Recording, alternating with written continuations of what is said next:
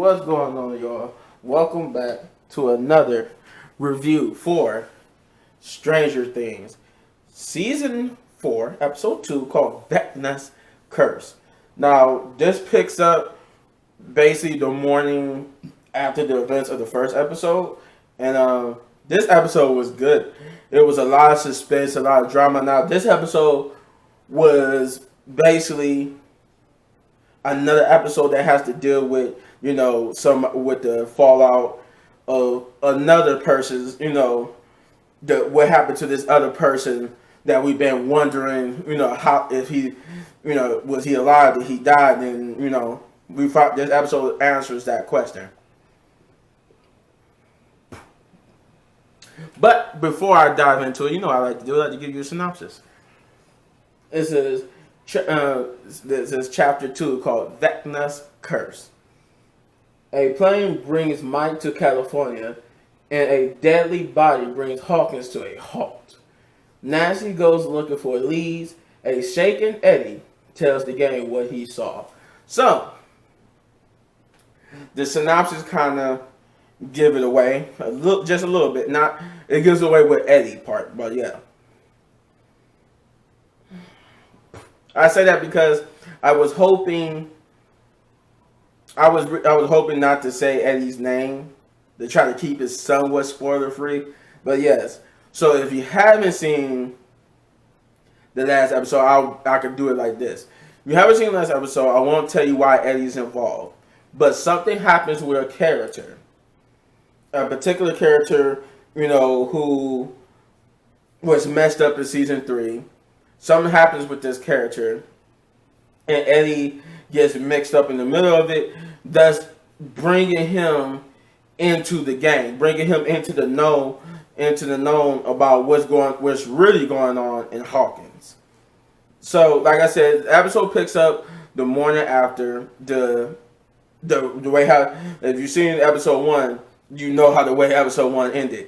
And episode 2 picks up that next morning with Max basically finding the aftermath. She's waking up to the aftermath, like she just woken up from a bad nightmare or whatever.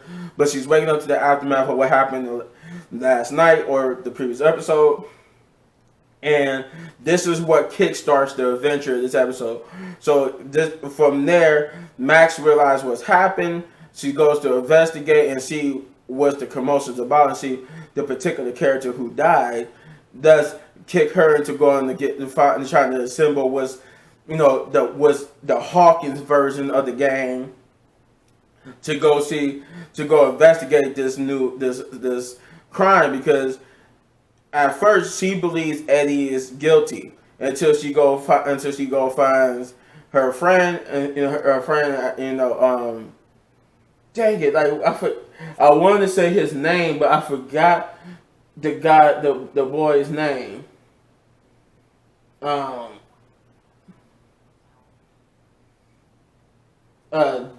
Dustin.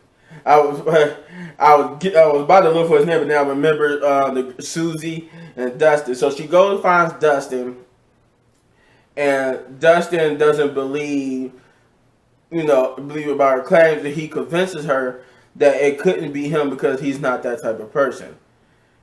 So from that point on,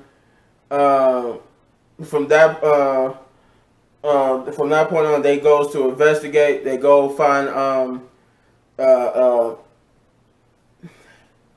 I gotta start learning these characters because I like the show and I can't remember.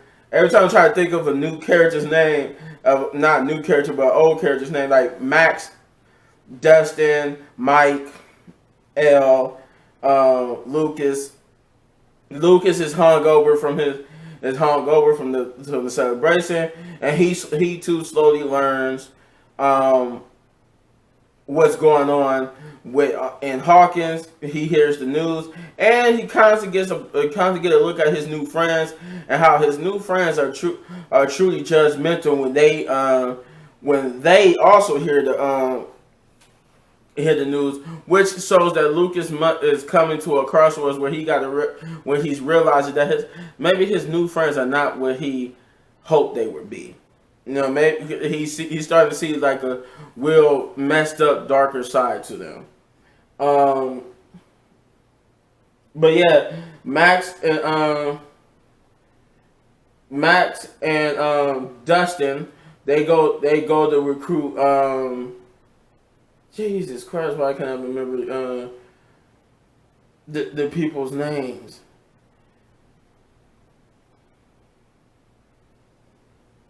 No, I don't. You know what? I'm gonna do it like this, because I don't want their real names. I just need to know their actual their actual names, their character names, I should say. And it's not trying to give me the characters' names on here where I got the synopsis from, because it's hard to get the synopsis from Google itself, because Google is Google. Okay, here we go. Steve. That's what I'm trying to. Steve. Okay, so they go recruit Steve and his friend. Um. What is her name? Robin.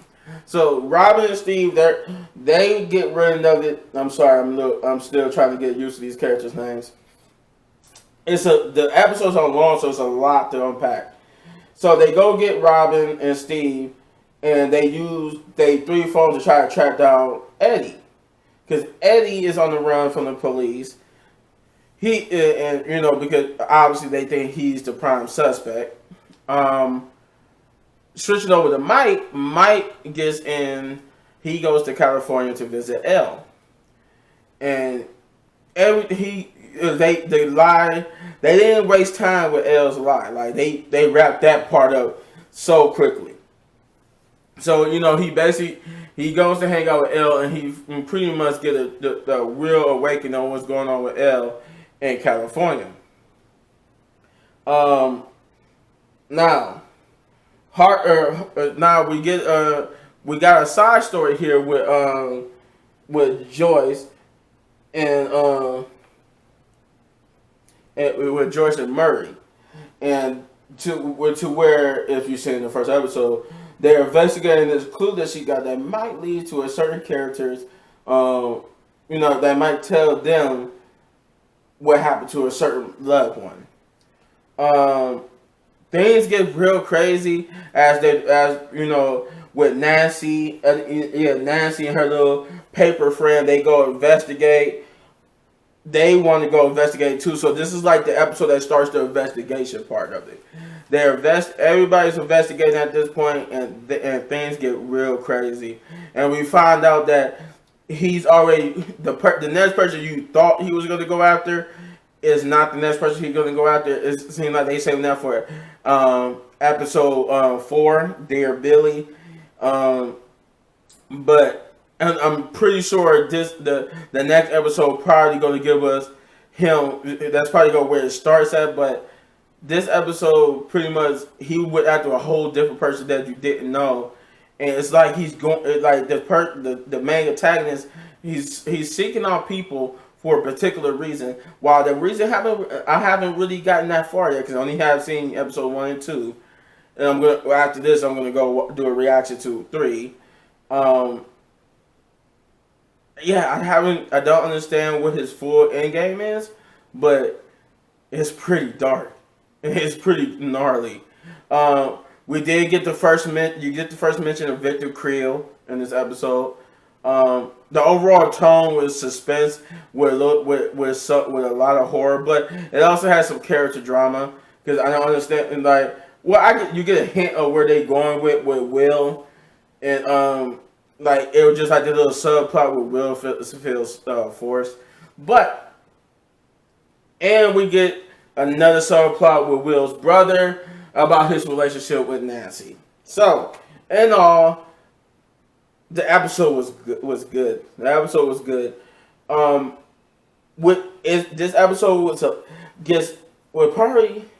I'm gonna give this episode a 9 out of 10 big ups, because it was just 1 point better than the previous episode. Because the previous episode had to establish so many things where this episode only had to establish something for one person while moving already established story plot points along, gracefully.